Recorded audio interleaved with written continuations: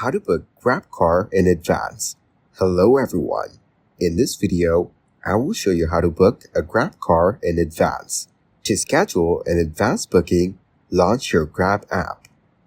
Then enter your destination in the search bar.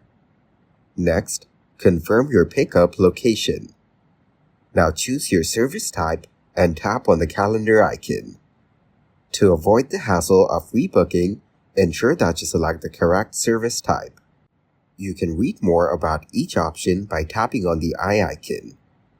Input the date and time and tap on Book to schedule your ride. Read the terms and conditions and ensure that you select the correct date and time. View your advanced booking in the Activity tab. Thank you guys for watching this video. Hope you got some value. Make sure to like the video and subscribe to the channel to get notified of new videos. See you in the next one.